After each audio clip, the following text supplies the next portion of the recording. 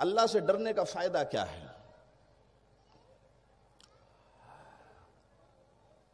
حضرت معاذ بن جبل رضی اللہ تعالیٰ عنہ یمن کا گورنر بنا کر حضور پاک علیہ الصلوۃ والسلام نے آپ کو بھیجا، اور جب مدینہ سے باہر رخصت کرنے کے لیے لے گئے تو فرمایا معاذ تم جا رہے ہو، لیکن ہو سکتا ہے جب تم اگلے سال لوٹ کر آؤ تو میری تم سے ملاقات نہ ہو سکے، میرا انتقال ہو جائے۔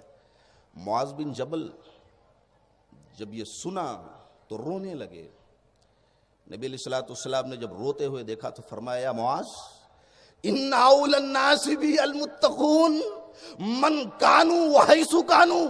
معاذ بن جبل میری جدائی کے تصور سے غمناک مت ہو، اللہ کا تقوی دل میں بسا لے، یہاں بھی نبی کے ساتھ ہے، جنت میں بھی نبی کا ساتھی ہو جائے گا صلی اللہ علیہ وسلم۔ آج انسانی زندگی کا جو سب سے بڑا مسئلہ ہے وہ پیٹ ہے۔ ہر آدمی 2 وقت کی روزی روٹی کے لیے پریشان ہے۔ کسی شاعر نے ایک خوبصورت شعر کہا تھا کہ بھوک انسان کو مجبور بنا دیتی ہے، حد تہذیب سے کم وقت نکل جاتا ہے، اور شہر میں آگ جو لگتی ہے تو گھر جلتے ہیں، پیٹ کی آگ میں ایمان بھی جل جاتا ہے۔ یہ پیٹ کا مسئلہ، یہ انسانی زندگی کا اتنا بڑا مسئلہ ہے کہ دولت کے لیے بسا اوقات آدمی ایمان تک کو فراموش کر دیتا۔ یہودیت کی کتاب کو پڑھیں، پیٹ کا مسئلہ حل نہیں ہوا۔ عیسائیت کی کتاب کو پڑھیں، پیٹ کا مسئلہ حل نہیں ہوا۔ بودھ دھرم کی کتاب کو پڑھیں، پیٹ کا مسئلہ حل نہیں ہوا۔ دنیا میں جتنی بھی دھارمک کتابیں ہیں، کسی مذہب نے، کسی مسلک نے، کسی دھرم کی کتاب نے پیٹ کے مسئلے کو حل نہ کیا، لیکن قربان جاؤ مذہب اسلام پر کہ 1400 برس پہلے عرش والے نے جبرائیل امین کے ذریعہ رسول امین پر قرآن بھیجا تو پیٹ کے مسئلے کو حل کر کے قرآن بھیجا تھا۔ وَمَن يَتَّقِ اللَّهَ يَجْعَل لَّهُ مَخْرَجًا وَيَرْزُقْهُ مِنْ حَيْثُ لَا يَحْتَسِبُ۔ کہ میرے بندو تمہیں گھبرانے کی ضرورت نہیں ہے، تمہیں غمزدہ ہونے کی ضرورت نہیں ہے، تمہیں ٹینشن لینے کی ضرورت نہیں ہے، تم اللہ کا تقوی دل میں بسا لو، وہ روزی وہاں سے دے گا، تم گمان بھی نہیں کر سکتے۔ تو گویا اللہ سے ڈرنے کی صورت میں اللہ نے پیٹ کے مسئلے کو بھی حل فرما دیا۔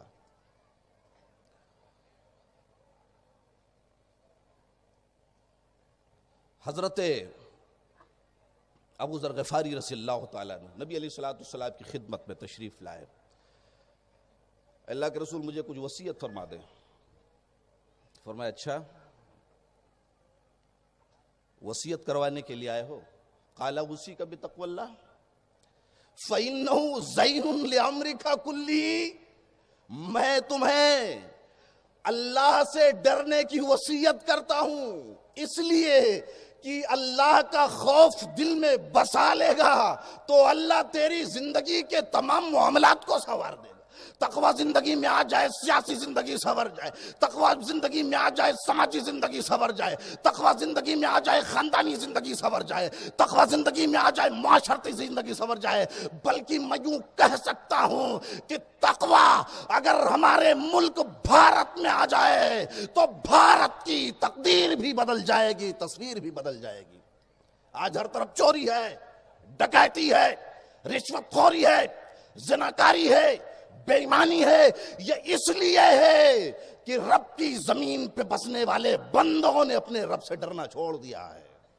اور آدمی جب یہ تصور بسا لے، خوف دل سے رخصت ہو جائے تو انسان آزاد ہو جاتا ہے، پھر جو گناہ کرے وہ اس کا معاملہ ہوتا ہے۔ اچھا ایک بات اور، بات گزر گئی، دولت کی آئی تھی، ایک آیت کریمہ مجھے یاد آئی۔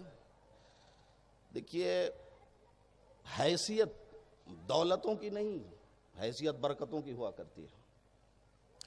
وَلَوْ أَنَّ أَهْلَ الْقُرَىٰ آمَنُوا وَاتَّقَوْا لَفَتَحْنَا عَلَيْهِمْ بَرَكَاتٍ مِّنَ السَّمَاءِ وَالْأَرْضِ۔ اللہ نے فرمایا کہ اگر یہ بستیوں والے اگر اللہ کا خوف دل میں بسا لے تو میں ان کے لیے آسمان سے برکتوں کا نزول فرما دوں گا.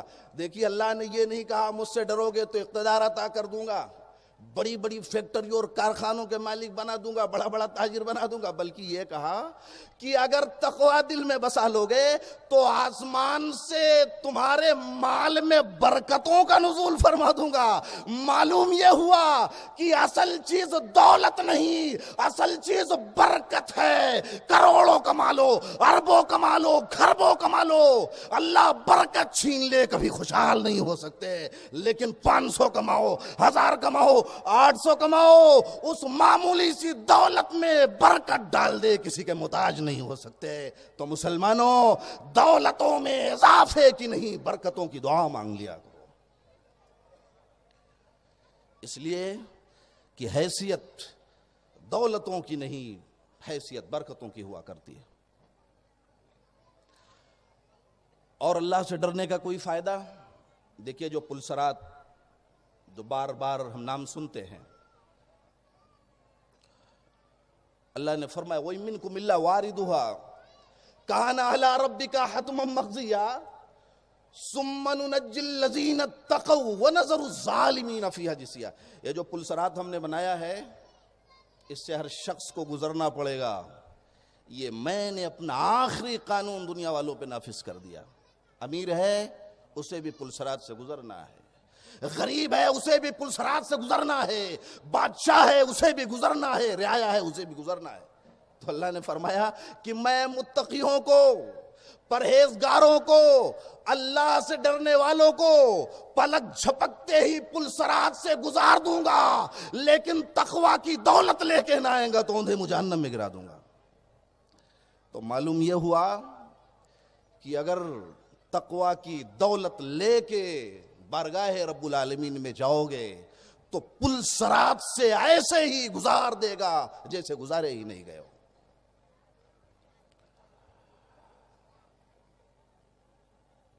پرہیزگاری کا یہ بھی تقاضا ہے کہ سماج میں انصاف کی صدا کو عام کیا جائے. وَلَا يَجْرِمَنَّكُمْ شَنْآنُ قَوْمٍ عَلَىٰ أَلَّا تَعْدِلُوا اعْدِلُوا هُوَ أَقْرَبُ لِلتَّقْوَىٰ. کسی قوم کی دشمنی تمہیں خلاف عدل پہ آمادہ نہ فرما دے، یہ تقوی کے خلاف ہے.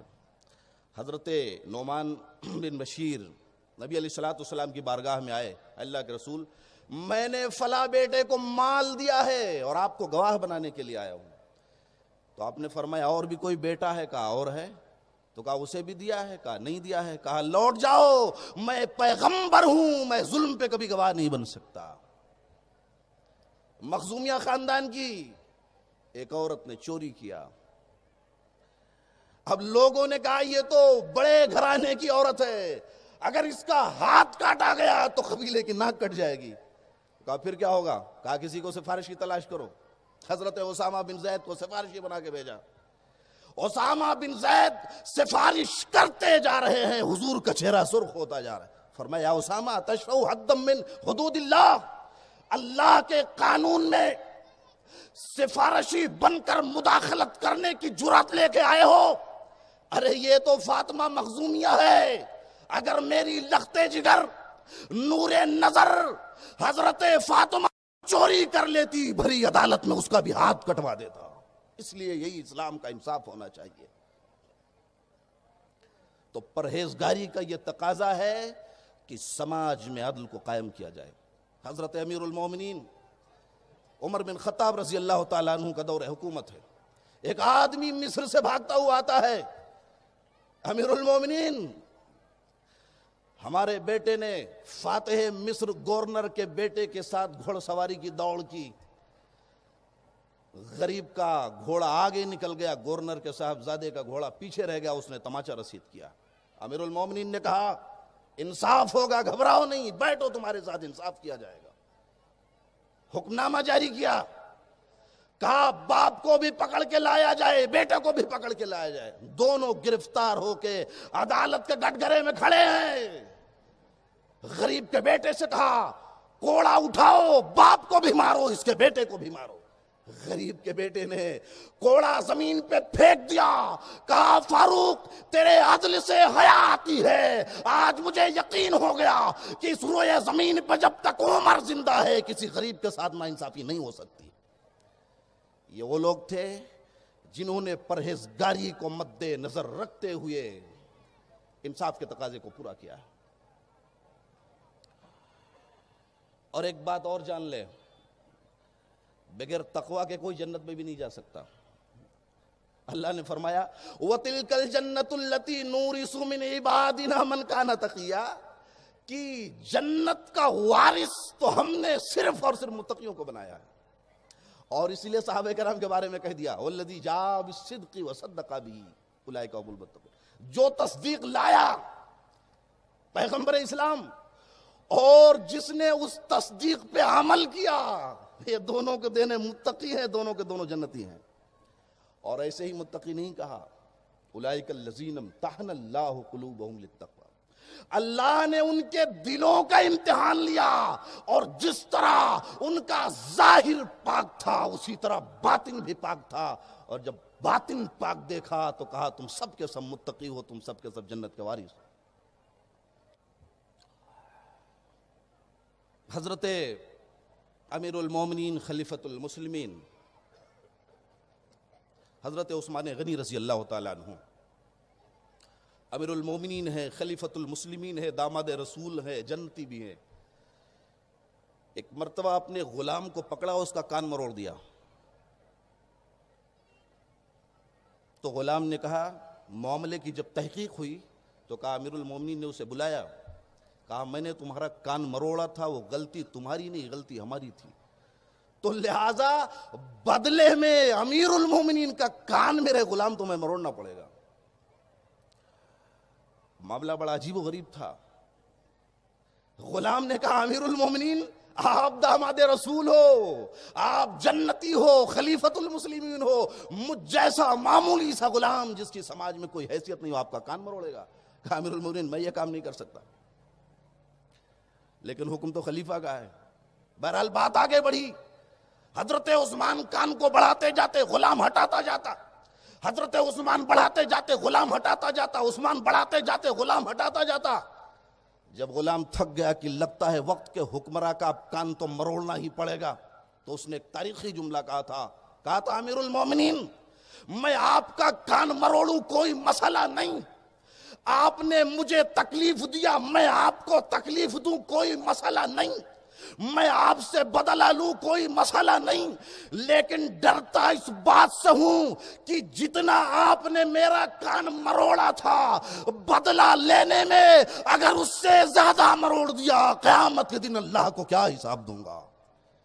اس لیے امیر المومنین میں نے اللہ کی خاطر آپ کو معاف کر دیا ہے، میں آپ سے بدلہ نہیں لے سکتا۔ صدیق اکبر ہے، غلام ہے، مال کما کے لاتا، آپ تناول فرما لیتے۔ ایک دن غلام مال کے کما کے لائے، آپ نے تناول فرما لیا۔ غلام نے پوچھا امیر المومنین آپ کو پتا ہے یہ مال کہاں سے لایا ہوں؟ کہا نہیں پتا، تم لاتے، میں نے تناول کر لیا۔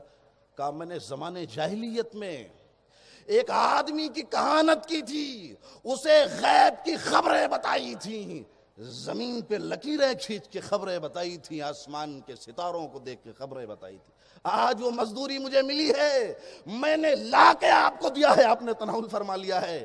حضرت صدیق اکبر کا سننا تھا، اپنے ہاتھ کو حلق میں ڈال دیا اور جتنا مال کھایا تھا پورا کر دیا، بیمار ہو گئے، دیکھنے والوں کا تاتا لگا رہا۔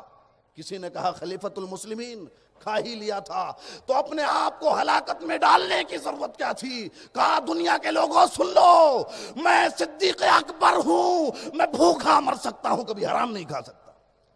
یہ ان کے زندگیوں کا تقوی تھا۔ اللہ سے دعا ہے الہ العالمین ہم تمام مسلمانوں کو اسی تقوی پر قائم و دائم رکھے، آمین۔ وآخر دعوانا الحمدللہ رب العالمین۔ السلام علیکم ورحمۃ اللہ وبرکاتہ۔